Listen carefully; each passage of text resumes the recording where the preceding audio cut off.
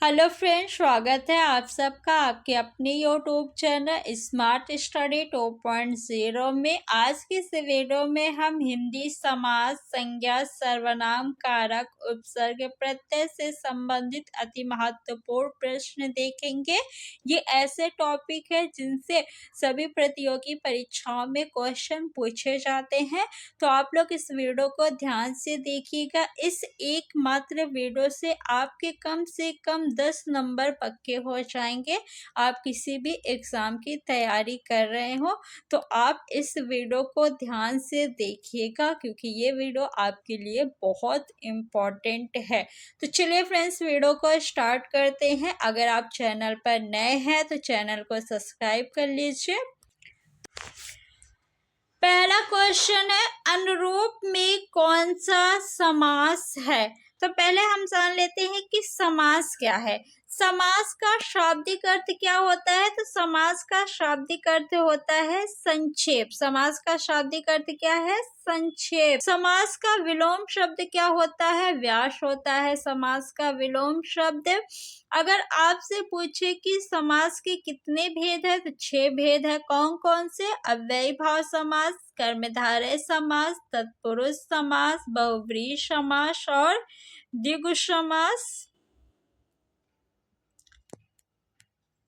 द्विगु समास और आपका छठा है द्वंद्व समास। अव्ययी भाव समास में प्रथम पद जो होता है वो उपसर्ग होता है, या फिर एक ही शब्द बार बार रिपीट हो तो वहां पे भी आपका अव्ययी भाव समास होता है। कर्मधारय समास में विशेषण विशेष का संबंध पाया जाता है। विशेषण विशेष का संबंध कहाँ पाया जाता है? कर्मधारय समास में। तत्पुरुष समास में कारक चिन्ह का लोप होता है। बहुव्रीहि समास में अर्थ की प्रधानता होती है। द्वंद्व समास में दोनों पद एक दूसरे के विलोम होते हैं और बीच में योजक चिन्ह होता है। द्विगु समास में प्रथम पद आपका जो होता है वो संख्यावाची होता है। द्विगु समास में प्रथम पद क्या होता है? आपका संख्यावाची होता है।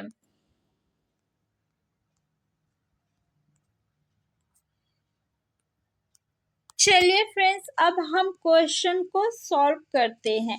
अनुरूप, अनुरूप में अनु क्या है? आपका अनु जो है वो उपसर्ग है और रूप आपका जो है ये मूल शब्द है। रूप क्या है? मूल शब्द है। और अनु क्या है? तो अनु आपका उपसर्ग है। तो प्रथम पद उपसर्ग किस समास में होता है? अव्ययी भाव समास में। तो ऑप्शन नंबर फर्स्ट आपका सही है। लेकिन मान लीजिए एग्जाम में आपको डर लगे तो आप बाकी 3 ऑप्शंस को कट करके देख लीजिए। कर्मधारय समास में विशेषण विशेष का संबंध पाया जाता है तो ये नहीं होगा।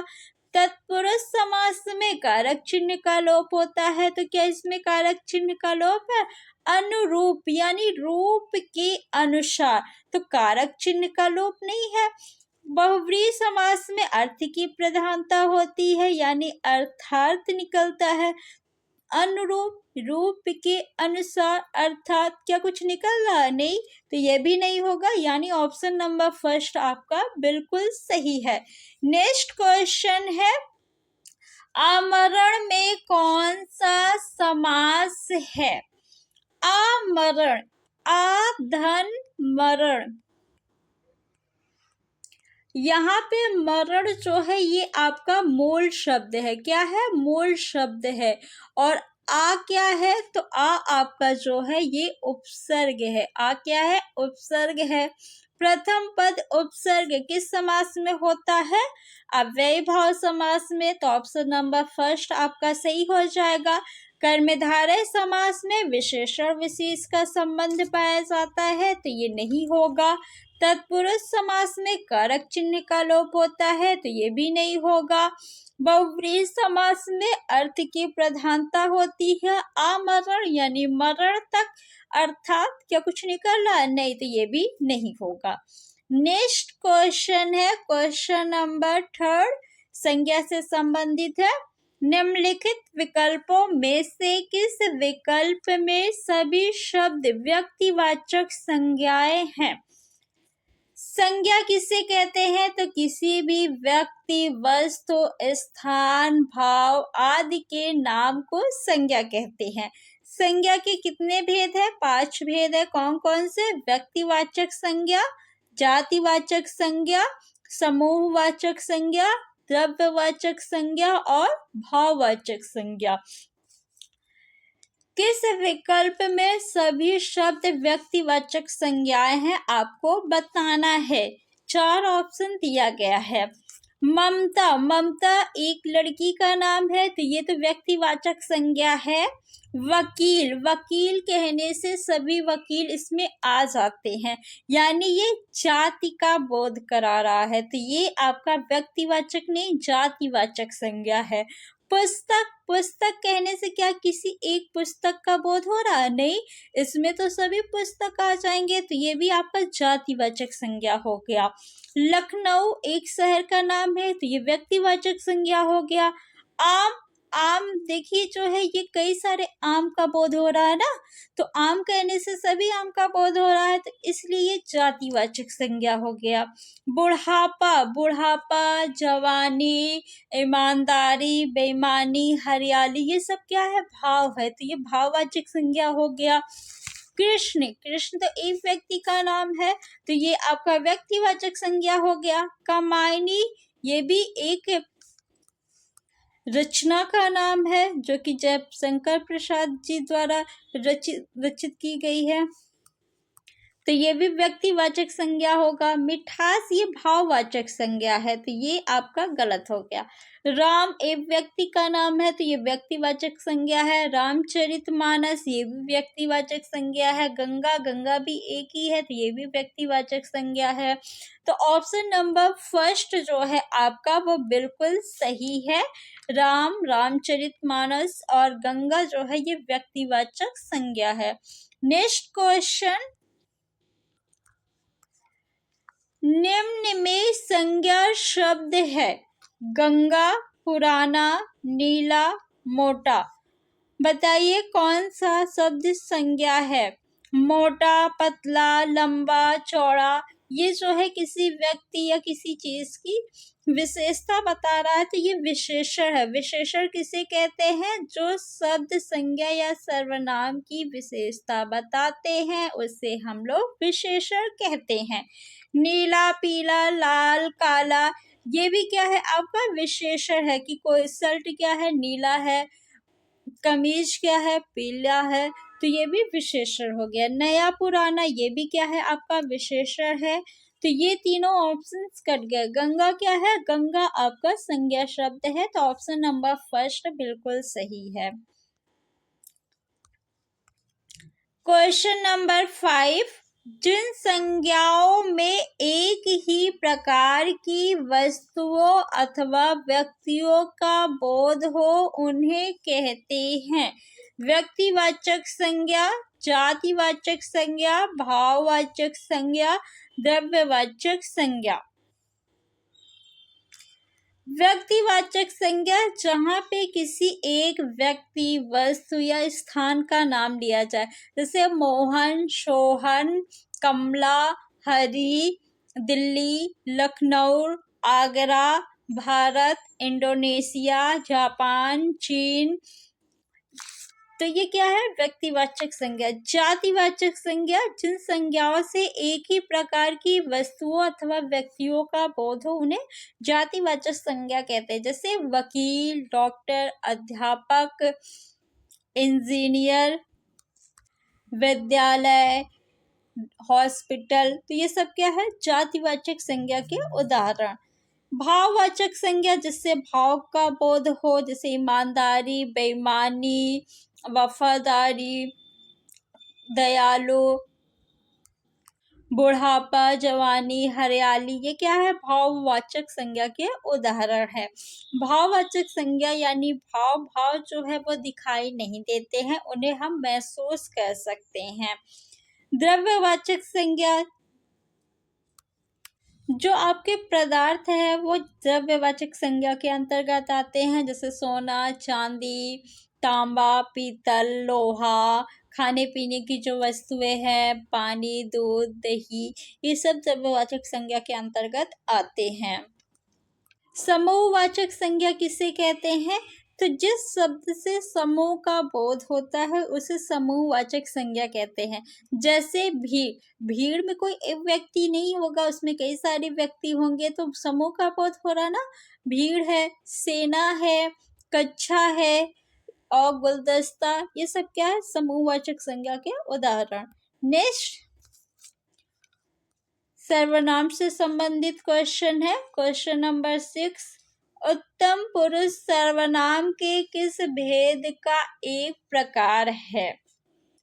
सर्वनाम यानी सबका नाम। सर्वनाम का शाब्दिक अर्थ क्या है? सबका नाम। तो जो शब्द संज्ञा के स्थान पे प्रयुक्त होते हैं उन्हें हम लोग क्या कहते हैं? सर्वनाम कहते हैं। सर्वनाम के कितने भेद है? तो 6 भेद है। सर्वनाम कुल कितने हैं? तो सर्वनाम जो है कुल 11 है। कितने सर्वनाम है? कुल 11 सर्वनाम है। सर्वनाम के भेद या प्रकार पूछे तो आप 6 बताएंगे। अगर आपसे पूछे कि सर्वनाम कितने हैं तो 11 सर्वनाम है। सर्वनाम के 6 भेद कौन कौन से हैं? संबंधवाचक सर्वनाम, निश्चयवाचक सर्वनाम, निजवाचक सर्वनाम, पुरुषवाचक सर्वनाम, अनिश्चयवाचक सर्वनाम, अनिश्चयवाचक सर्वनाम और प्रश्नवाचक सर्वनाम। उत्तम पुरुष सर्वनाम जो है ये पुरुषवाचक सर्वनाम का एक भेद है, तो ऑप्शन नंबर 4 आपका बिल्कुल सही है। नेक्स्ट, हम ताजमहल देखने जाएंगे, रेखांकित पद है, हम क्या है? निजवाचक सर्वनाम, पुरुषवाचक सर्वनाम, निश्चयवाचक सर्वनाम, अनिश्चयवाचक सर्वनाम। अनिश्चयवाचक सर्वनाम कौन कौन से हैं? कोई और कुछ। कोई और कुछ क्या है आपका? अनिश्चयवाचक सर्वनाम। निश्चयवाचक सर्वनाम क्या है? वह और यह। वह और यह क्या है आपका? निश्चयवाचक सर्वनाम। पुरुषवाचक सर्वनाम मैं, हम, तुम। निजवाचक सर्वनाम स्वयं, खुद। तो हम जो है ये कौन सा सर्वनाम है? पुरुषवाचक सर्वनाम है। ऑप्शन नंबर 2 आपका बिल्कुल सही है। Next question, question number 8। जो सर्वनाम शब्द वक्ता, श्रोता अथवा किसी अन्य व्यक्ति के लिए प्रयोग किया जाता है उसे क्या कहते हैं?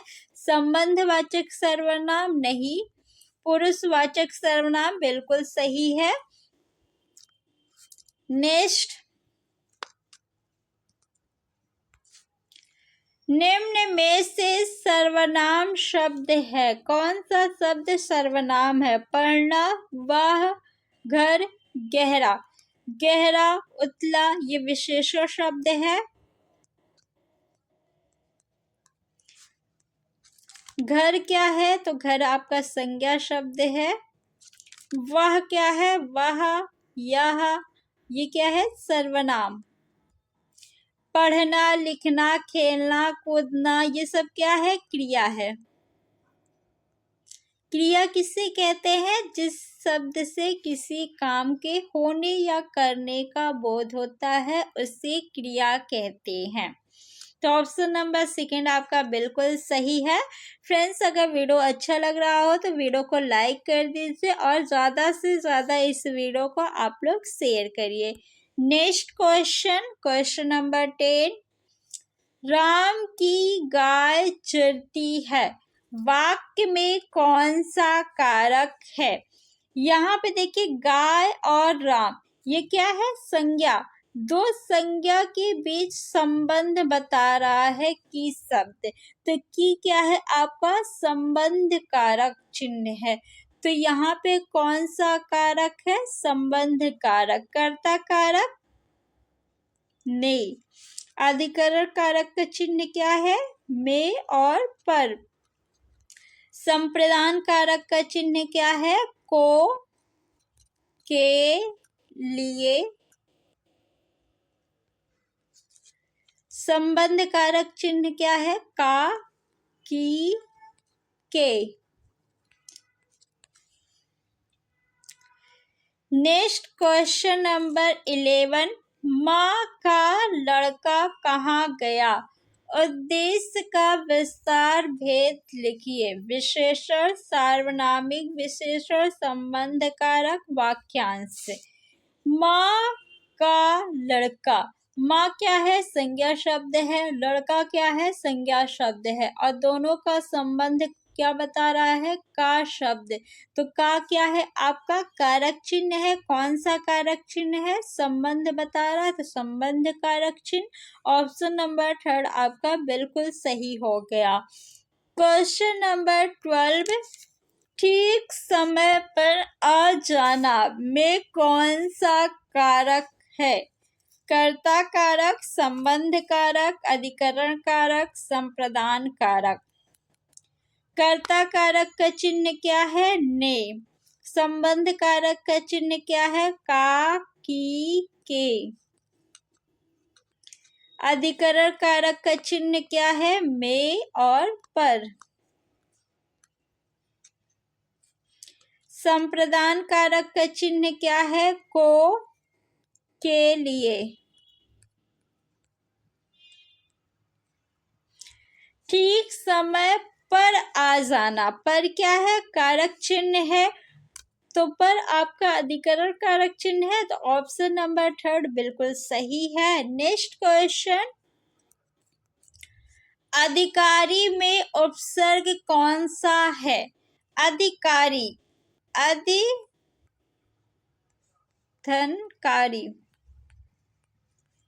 आदि क्या है आपका उपसर्ग है तो ऑप्शन नंबर 2 बिल्कुल सही हो गया। ई नहीं है ना री है ना आ। एक से अधिक उपसर्गों से बना शब्द है। उपसर्ग क्या है तो उपसर्ग जो है ये शब्दांश है यानी शब्द का अंश है और किसी भी शब्द के आदि में जुड़कर उस शब्द के अर्थ को परिवर्तित कर देता है उपसर्ग। एक से अधिक उपसर्गों से बना शब्द कौन सा है। आलोचना आधनलोचना।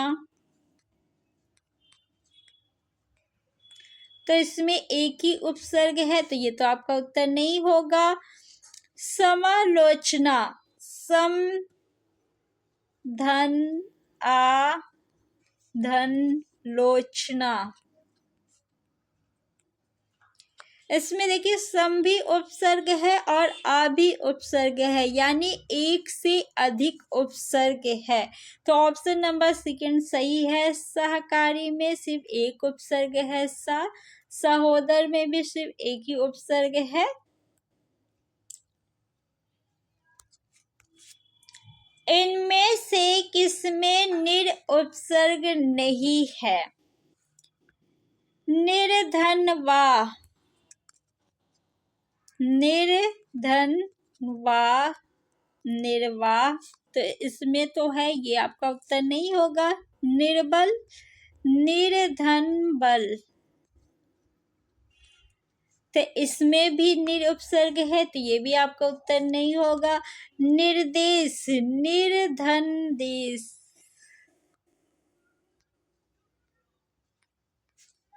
तो इसमें भी आपका निर उपसर्ग है तो ये भी उत्तर नहीं होगा। निशेष इसमें देखिए निर उपसर्ग नहीं है तो ये आपका उत्तर हो जाएगा। Next question. प्रागैतिहासिक में किस उपसर्ग का प्रयोग है। प्रागैतिहासिक प्राक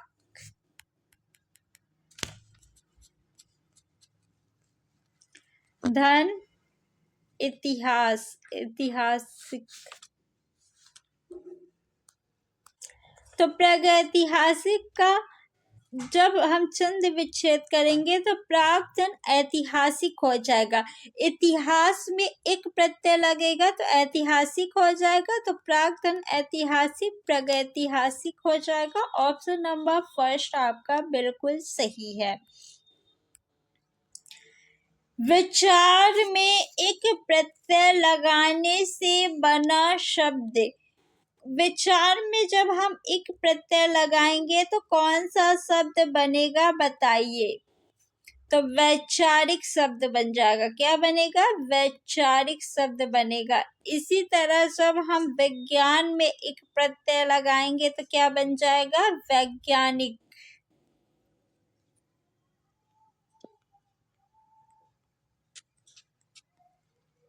इतिहास में जब हम एक प्रत्यय लगाएंगे तो ऐतिहासिक। ऑप्शन नंबर 4 आपका बिल्कुल सही है। प्रत्यय रहित शब्द बताइए, यानी किस शब्द में प्रत्यय नहीं है। मर्मज्ञ में ज्ञा जो है आपका प्रत्यय है, मर्म मूल शब्द है। वैज्ञानिक में जो है विज्ञान आपका मूल शब्द है और इसमें एक प्रत्यय लगा है। विज्ञान में एक प्रत्यय लग के वैज्ञानिक शब्द बना है। कृपालु में जो है कृपा आपका मूल शब्द है और इसमें कौन सा प्रत्यय लगा है? तो आलू प्रत्यय लगा है। अनुवाद में जो है वाद आपका मूल शब्द है और अनु जो है उपसर्ग है, तो अनुवाद में आपका प्रत्यय नहीं है। ऑप्शन नंबर 4 बिल्कुल सही है। नेक्स्ट क्वेश्चन है, निम्नलिखित में प्रत्यय युक्त शब्द है, यानी किस शब्द में प्रत्यय लगा है। सादर में साधन, आदर। तो सा क्या है? उपसर्ग है। सावधान, साधन, अवधान, तो ये भी सा क्या है? उपसर्ग है। स्वभाव में भी स्व क्या है? आपका उपसर्ग है। भाव मूल शब्द है, तो इसमें भी प्रत्यय नहीं लगा है। समझदार में समझ जो है ये मूल शब्द है, दार क्या है? आपका प्रत्यय है, तो ऑप्शन नंबर 4 बिल्कुल सही हो जाएगा। नेक्स्ट क्वेश्चन, इया प्रत्यय से बना शुद्ध शब्द है। डिब शब्द में जब हम इया प्रत्यय लगाएंगे तो क्या बनेगा? डिबिया। क्या बनेगा? डिबिया। ऑप्शन नंबर 3 आपका सही है। डिबिया जो है ये एक वचन शब्द है। अगर इसका बहुवचन बनाना हो तो क्या करेंगे आप? या के ऊपर चंद्रबिंदी लगा देंगे। इसी तरह चिड़िया, चिड़िया को अगर हमें बहुवचन बनाना है तो क्या करेंगे? या के ऊपर चंद्रबिंदी लगा देंगे। कड़वाहट शब्द में प्रत्यय है, कौन सा प्रत्यय है? ये आपके लिए होमवर्क का क्वेश्चन है। इसका आंसर आप लोग कमेंट बॉक्स में कमेंट करके बताइएगा। तो फ्रेंड्स, आपको वीडियो अच्छा लगा हो तो वीडियो को लाइक करके ज़्यादा से ज़्यादा वीडियो को शेयर करिए और ऐसी ही और वीडियो देखने के लिए चैनल को सब्सक्राइब कर लीजिए। Thanks for watching.